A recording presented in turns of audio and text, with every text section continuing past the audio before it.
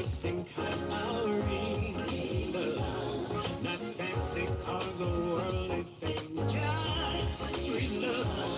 And extraordinary kind of real love, yeah. Help me pronounce your name. Usidame, right? Can you hear me now? Yes, I can. Your surname, Usidame, right? Yes, correct. Thank you. A universal truth. That's what I found when I found you. We don't talk about real, a perfect soul embracing kind of real love. A once in someone's lifetime special real love. A soul to soul. If you ever come across that kind of real love, make sure that you hold on tightly to it, cherish it, appreciate it, and of course, give back, because every relationship really is what you get out of it is what you give to it. It's like a bank deposit. What you give in is what you take out. Real love from Frederick here on Breakfast in Bed on Smooth 98.1. Right now, it's time for the soul food conversation. Some real talk, talking about your health and wellness, entering your soul, hoping it makes it better, that you have enough information to work with so that you optimize your health and you always listen to us in good health and a very sane mind.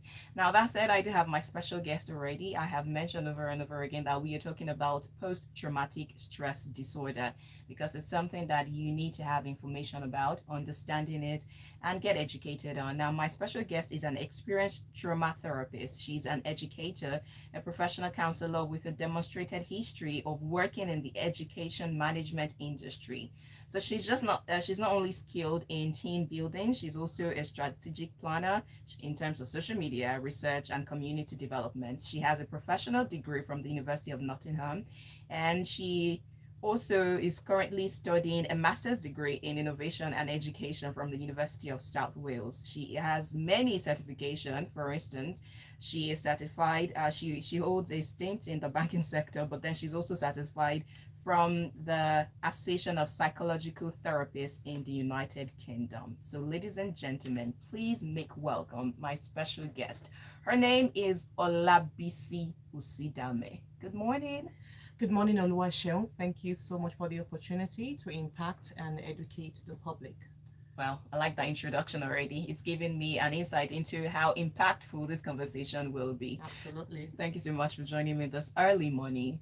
Now, you can see our faces by going to our YouTube channel. Just go to www.youtube.com/smooth91fm Lagos. You can drop your questions, comment, observation, whatever it is that you're not clear about in the chat box. Or you can also come to our WhatsApp channel. That will be 0809-444-0981 for you to drop your questions as we continue the conversation, or at least we'll start the conversation.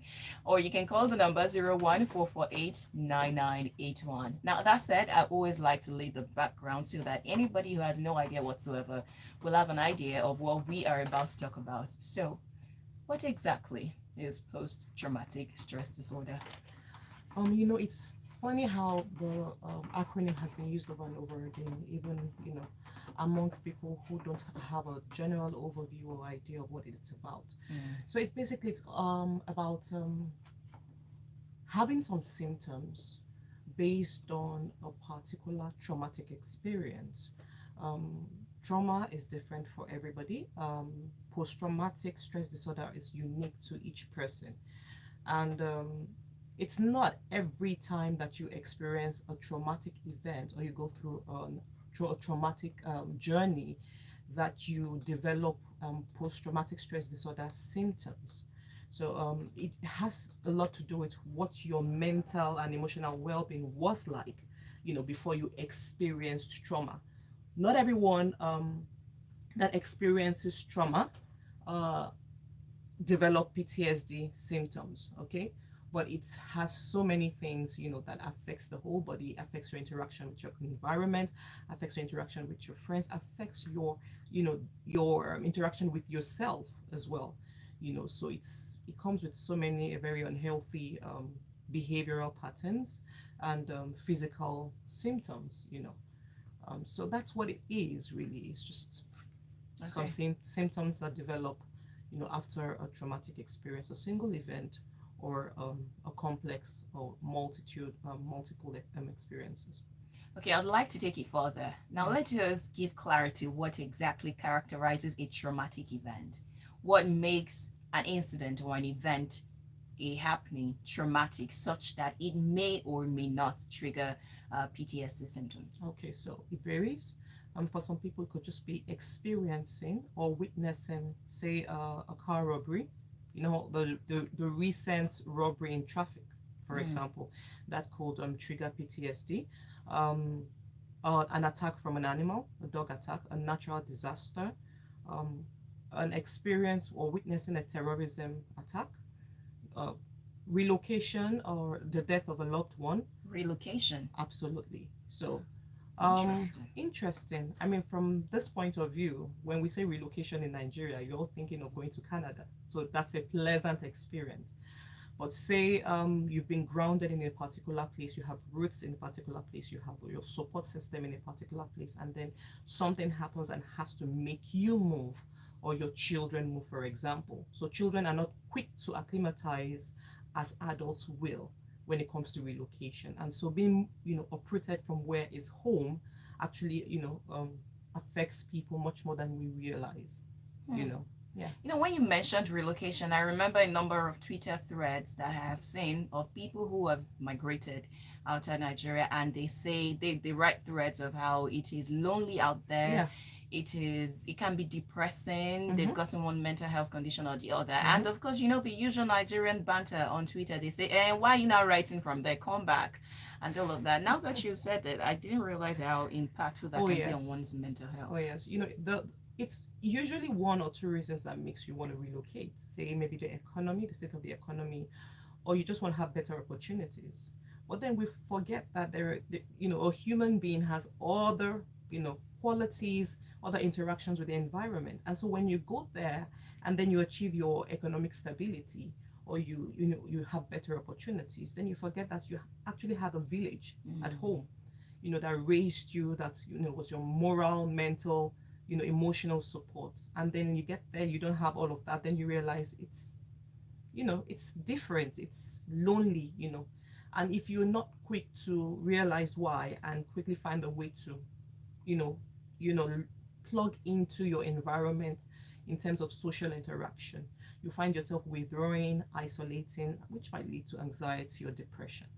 Wow. If Yeah. this is the case for those who moved to, in quotes, saner climes or greener pastures, I can only imagine what internally displaced persons go through. You have no clue, and that's why we say one of the primary, even though it's just about 10% of the world population would have experienced war or conflict, but you see, it's totally, a very sad story, because when you move away from where is home, move to a new place, to a place where you don't know anyone, it's a new culture, it's a new place, you don't have the opportunities you used to have, you feel like you're going through some sort of identity crisis. And you Mm. feel like, where am I? Am I going to be able to survive? So you have a lot of fears, you have a lot of anxiety, and you may not be able to cope if you don't find a way to intervene or develop some intervention strategies, or coping skills to manage the present situation. Whew.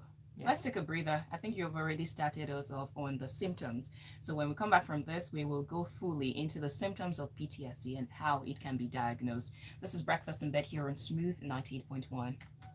We are your number one adult contemporary radio station. Smooth, smooth. Every move you make, every syrup you breathe, every corner you take, every fighter you meet, every record you beat. We will be following you. Every single jump, every trophy won, every wicket you break, every breakaway you make, every cross, every dribble, every dunk, every pit stop, every loss, every victory, every single sport. We will be watching you. Your locker room on the Smooth Breakfast, Mondays, Wednesdays, and Fridays at 8:15. We will be following you. Smooth 98.1. It just feels good. You can be guaranteed maximum goodness whenever you stay tuned to us. This is Smooth 98.1. Love music, love life. It's the Soul Food Conversation. I have my special guest. We're talking about post traumatic stress disorder. And my guest is Olabisi Usidame. She's a trauma therapist, educator, and also professional counselor. And you're welcome to join the conversation. We have defined what PTSD is for short. That's post traumatic stress disorder. What characterizes a traumatic event, and we have expounded much on trauma, especially as touching relocation. I didn't see it from that aspect. Now, let us talk about the symptoms of PTSD. I guess anxiety would be a very major part of it. Yes, so the thing with trauma is, like I say, it encompasses different scenarios. You have workplace trauma. You can have perhaps be a witness to domestic violence. And when you go through such, perhaps it's a singular event or it's multiple, what would usually happen to most people is you begin to re-experience, the event.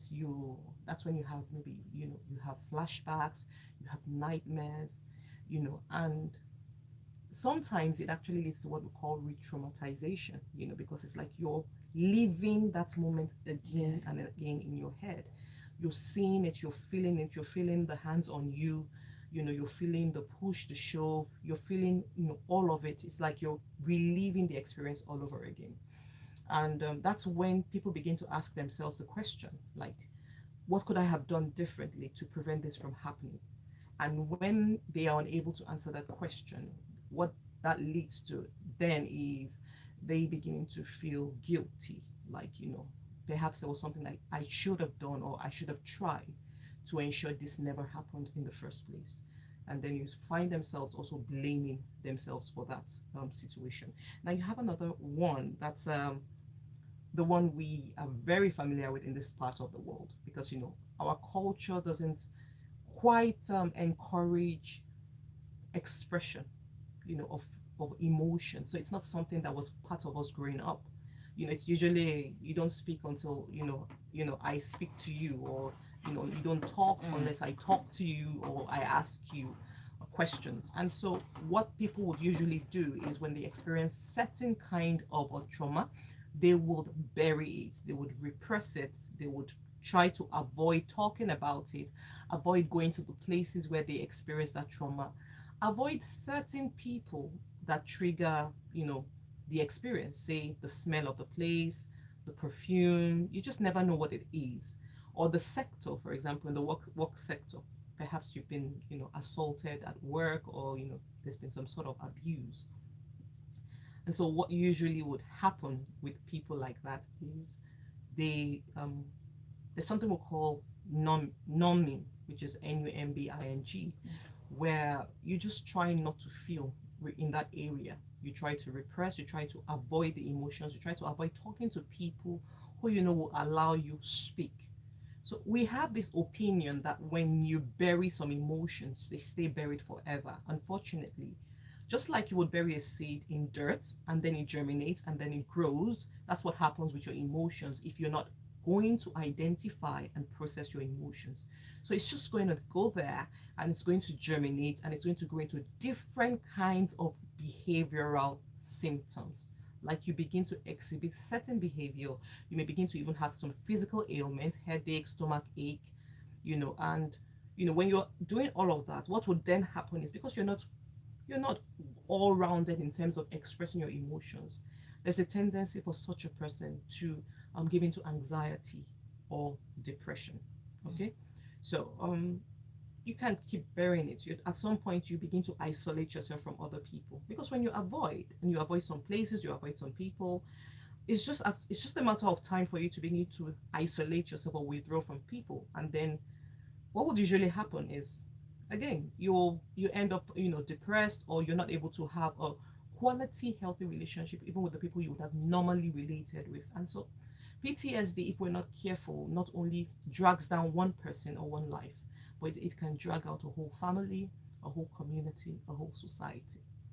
Wow. Yeah. Okay, I have a number of questions. First of is, some people go through, according to how you were defining it, some people go through traumatic events and do not necessarily exhibit or show symptoms Mm-hmm. of PTSD. Others do.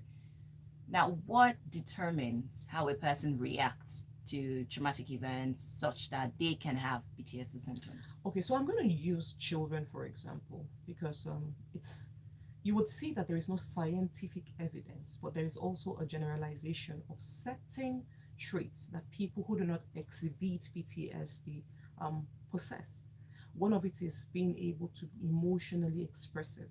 Mm. Okay, so people who are able to identify their emotions, talk about it, process it, have the tendency not to fall into post traumatic.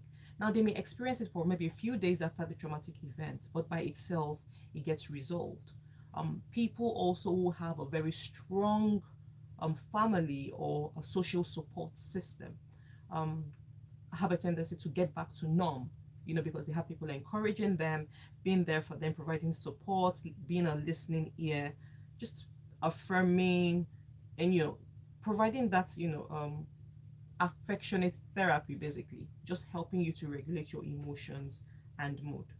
Also, people who in the past may not have had experiences of anxiety or depression have a tendency not to exhibit PTSD symptoms. Mm. It could be because they've developed a healthy, just like how you eat right, you take the right, you exercise, so those you know should I say activities you sort of invested in helps to keep you healthy mentally and emotionally, and so you tend not to exhibit those symptoms.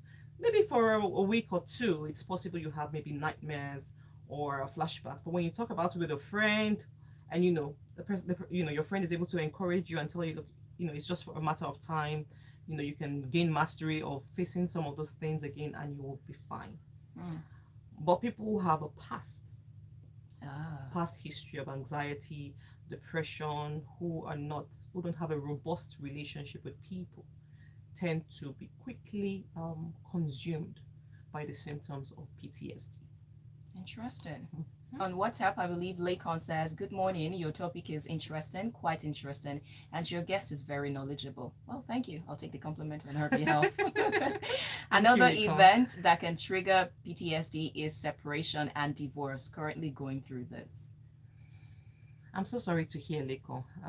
Absolutely. It's just like a sort of grieving process, because it's the loss of a loved one, perhaps an ex-loved one, because at the point of separation or divorce, one of the parties is not feeling so much love or doesn't love the other person anymore. But it doesn't go to show that after the separation and divorce, what would then happen is memories of what it used to be like would come, coupled with the just present emotions that you've had to experience, the arguments. So it's a lot of mind battle, as to, did I make the right decision of separating, or why did I go into this relationship in the first place, and then you tend to develop a core belief of who people are, who these kind of people are, and you tend to sort of dissociate from perhaps the opposite sex for a while, or you begin to see them from a point of view of, what, they're good to have as companions, but you don't need them to be with you at home. So different kinds of thought pattern, it's called like what you call automatic negative thoughts, begin to come in, and you begin to have some thoughts which sort of develops your mindset and how you relate with certain kind of people. So if you do not find a way, perhaps see a therapist who would help you process, you know, some of the emotions that you're experiencing, you may end up, you know, having that automatic negative thoughts, and it would influence your work, influence your career, influence your relationships, and just basically your everyday life. Wow. Okay. So in diagnosing PTSD, how do you diagnose it such that it's not the same thing because people go through things, Mm-hmm. life's blues, things Mm-hmm. happen, you're broke, you feel, oh, I am depressed now, or something, not you go out, you were disappointed, something happens and you just feel like, oh, this is not happening to me, and you sink into that momentary blue situation. But how do you diagnose, telling it apart from that momentary life blues and the symptoms? Okay, just as I mentioned, I did mention symptoms like avoidance, dissociation. I mentioned flashbacks and re-experiencing. There's another one called hyper arousal.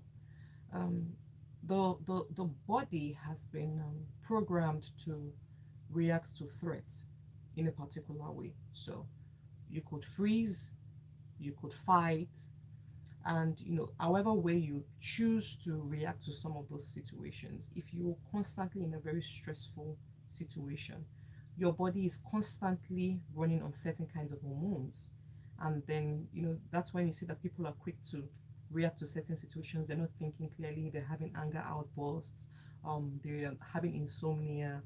So you can see that there are quite a few symptoms. So you cannot say without any diagnosis from a medical practitioner that you have PTSD. So usually when you go to your doctor, especially when you start having certain psychosomatic symptoms, like maybe you're having a migraine, you're having stomach ache that just refuses to go, um, a few questions from the doctor would tell you that, what, I think I need to refer you to a therapist who would do a particular kind of assessment, asking you certain questions. Now, what the person would do is would have their tick boxes there ready, asking you questions, and it's when you have a certain pattern of symptoms, and then the therapist can say, okay, it seems like you're exhibiting post-traumatic stress disorder. you know yeah, we live in the age of technology and you have access to some of this information online. By yourself, what triggers you, based on the previous traumatic experience, or by yourself you've just experienced something that has drastically changed how you see things. It must have been really mentally draining. You don't even know how to manage the emotions when you have such situations. You don't wait, for a long time. You can still get treated, because sometimes PTSD actually gets treated by itself. It resolves on its own. Mm. Oh yes, it resolves on its own. Maybe after a few weeks. Um, like I said, depends on the kind of people you have around you and what your lifestyle is like. But even for those who have, maybe unless you have a constant, recurring, and deep symptoms that just it's just a lot. You're having flashbacks, you're having nightmares, you're not sleeping well, it's all back to back to back to back, then that's chronic, and then the person needs to see a therapist as soon as possible. But sometimes you go through an issue, go through an event, and after a week too, You bounce back. you bounce back. So when you go to a doctor, for example, after a week or two of experiencing such a symptom, what the doctor then does is he does some sort of activation strategy, just asking you questions every week, maybe once a week or once every 2 weeks, just checking how you're feeling. So if the symptoms are reducing, say maybe you were having everyday nightmares or frequent flashbacks, so it's now you have it maybe like just twice a week now, or 3 times a week, or once a week. Obviously, it shows that your body is resolving it, bit by bit. But when it's getting more intense, what used to be maybe 3 times a week, it's now 3 times a day. Obviously, it shows that you're moving, quickly from maybe slight or moderate symptoms to, you know, a very dangerous zone of PTSD, and intervention is necessary. So, Mm. trauma-focused cognitive behavioral therapy is one way of addressing that issue. All right, we are gradually sliding into how you can treat and deal with it. So Yeah. we will just take a short breather, the last one, and when we come back, we'll tell you how you can cope and deal with it, or address it, or treat post-traumatic stress disorder. This is Smooth 98.1. My name is Johnny Joe, and for the best of soul, R&B, jazz, and a bit of folk music, keep it tuned in to Smooth 98.1. I'll be back for you. This is Johnny Joe. Make you wait for me, my dear. The Dawn Project is giving you an opportunity to win big. This year's theme, recycle, renew, rebirth. All you have to do is write a short story or poem, artwork, illustrations, photography, innovative ideas, and more. This time, 3 lucky winners will win 200,000. 4 lucky winners, 100,000, 5 lucky winners, 50,000, and many more prizes. Entries close on the 5th of June, and this competition is open to all. For more details, kindly log on to www.dawnproject.org. That is DAWN project.org. T's and C's apply. Hurry and send your entries before the 5th of June. This is IBK Spaceship Boy. Spaceship Boy. And every time I'm on the road, I always have to dial tune. Love music, love life. That's who we are, Smooth 98.1. Right now, we are talking about post-traumatic stress disorder because for you to love music and love life, you need to be in good health. That's why we are addressing this, and you should share this information with somebody. We are streaming live on YouTube, so go to youtube.com/smooth91FM Lagos. We are almost out of time, but we have the space for just one call and one message, so you can quickly squeeze that in. 0809 444-0981 is the WhatsApp line, strictly for messages. 0809 444-0981 for messages. But if you want to call, the number is 01448-9981. My guest is Olabisi Usidame. She's a trauma therapist, educator, and professional counselor. And she actually works with both children and grown-ups who are experiencing unresolved trauma. She offers counseling services as a certified professional counselor and guide her patients using cognitive behavioral therapy. That seems to be your strong suit. Yes. I'm very big on expression, emotional expression, because for me, I feel like in the third world countries, one of the issues we have is not being able to communicate clearly, and previous generations were not given the opportunity to identify their emotions, express themselves, process their emotions. You can still ask an adult, how are you? And they would say, I'm fine. Default response. Default response. It's always maybe I'm happy or I'm sad. It's never I'm confused, I'm perplexed, I'm overwhelmed. Sorry to interrupt you, Yeah. but do you think one of the reasons people are quick to give that response is due to the fact that people are not exactly ready to listen? When you ask, how are you? People don't even wait for the response. So that is a debate for another day. How about we say that we're used to people saying they're fine, so we don't actually wait for another response? Another angle. So it's a societal issue. You're used to people responding as I'm fine, and then you walk away. You go into your business for the day, and somebody else also feels, well, the response should be I am fine. You expect it. You expect it. So. Okay, so let's quickly delve into the treatment options and how you can deal with PTSD, because it's a very broad topic, like you earlier mentioned. It's a very broad one. But let's just pick bits and pieces. How can we manage PTSD? Okay, just like I said, I think I mentioned a few intervention strategies. Having a good, solid support, makes a lot of difference. So when cognitive behavioral therapy, especially the trauma-focused one, doesn't work, what then happens is the doctor is likely to prescribe certain medications. And the medications are serotonin directed. So it's a kind of hormone, a relaxing hormone that can be naturally secreted or released in the body if you're eating the right food. I mean, vegetables, fruits, doing your exercise. Exercise is not always going to the gym and building muscles, because when we hear exercise, that's what comes to mind. Taking a 15-minute walk, on your street, in your estate, all of those activities actually naturally produce certain serotonin. So if you're eating well, if you're, talking to someone, if you're just allowing yourself go through the process, bit by bit, not forcing yourself to talk to someone, and your friends and your family understand, so they're not pushing you to talk, but whenever you're ready to talk, they're there to help you. They understand that, the times when you're tired, you're having chest pain, all of those physical symptoms that you begin to have, they know to be there for you, bit by bit, it gets resolved. Now, when it doesn't get resolved, the next thing would be to see a therapist. What a therapist will do is, using certain kinds of skill, help you go through the process of cognitive coping, trauma narrative, and what all of these is about is helping you bring it up. Now, we don't go straight into, you tell me what happened. We just want to find out how you're doing, what's your eating like, what are are you exercising, are you sleeping well, your response to life, your family, where you're staying, is it conducive, how are you financially, because some of these things also contribute to anxiety or depression that a certain patient would have. And so, in asking those questions, we are able to identify how you actually cope with issues, how you cope with problems, how you cope with particularly traumatizing events.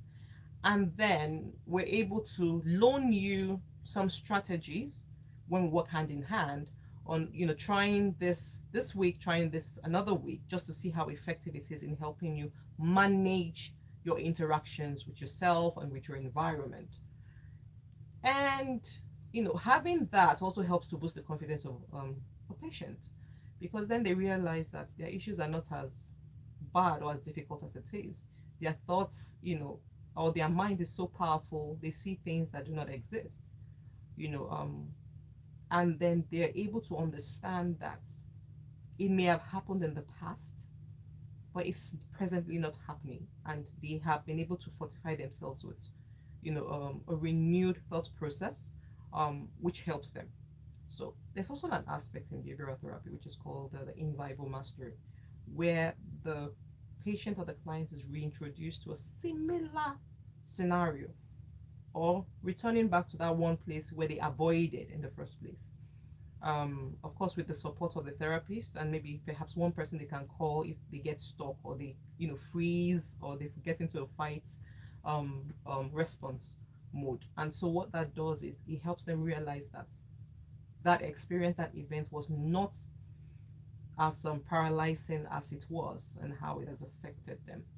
So cognitive behavioral therapy has a lot to do with replacing those negative thoughts with positive thoughts, changing your actions and your perspective, and having a mastery, or gaining mastery over that event, understanding what the event was about, taking your role or your responsibility in that happening, and the other person's role. Because sometimes, in the place of guilt, you blame yourself for things that you had no business blaming yourself for. So it helps to give you that a different perspective, so you understand better, your mind relaxes, your body adjusts, and when those flashbacks come, you're able to deal with it better, you're able to manage it better, because of course you've also developed certain habits to counter the effect of all of those symptoms. All right, I thank hope you. that helped. Yes, so much. We are out of time, totally out of time. But what will be your quick word recommendation to somebody who has gone through a traumatic event? They are not sure what they are feeling or dealing. They are having intrusive thoughts. They are not sure. They are feeling like they're strong, because from all that you have explained, the mind is a very powerful tool. Rewiring your thought and renewing your mind and all of that is very important. So Absolutely. quickly, what will be your thought and recommendation to them? Oh dear, first of all, I want to say I'm sorry you went through what you went through. I'm sorry you have to experience all of these all over again. But one thing I can guarantee is that you're stronger than you think. You can, go through it. You need support. You need to talk to someone. Talking to someone makes all the difference, So it takes off that guilt and shame that you experience so much. And, able to air your mind, speaking to the right person helps you to, gives you a bit of redirection and strengthening that you need to move on. If you repress that memory 5, 10, 15, 20, 25, 30, 35 years from now, it's still going to be there, and it's going to keep affecting your behavior, and later on affect your effectiveness and your outcome all round. So don't let what is just a seed or a seedling become an oak tree that is very difficult to get rid of. Okay? Cheers. Oh, that was so soothing and reassuring. I hope that you get all the love out there and all the support, like she rightly mentioned. It is important, paramount, and I hope again that you get everything that helps you go back to full recovery.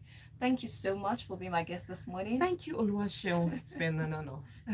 Yeah, so if you're just joining the conversation, you have missed quite a lot, but you can go back to our YouTube channel to catch up the conversation. Search for Soul Food 981, post traumatic stress disorder, and watch the video. Share it with somebody and make it your token of love to them. Also, my guest has been Olabisi Usidame. You can search for her across all social media platforms. Olabisi, then Usidame spelled as Usidame.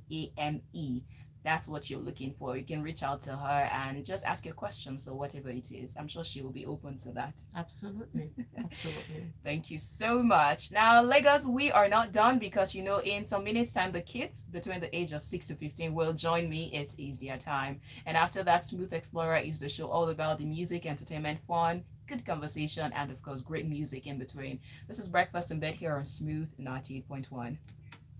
Just music. It's smooth music.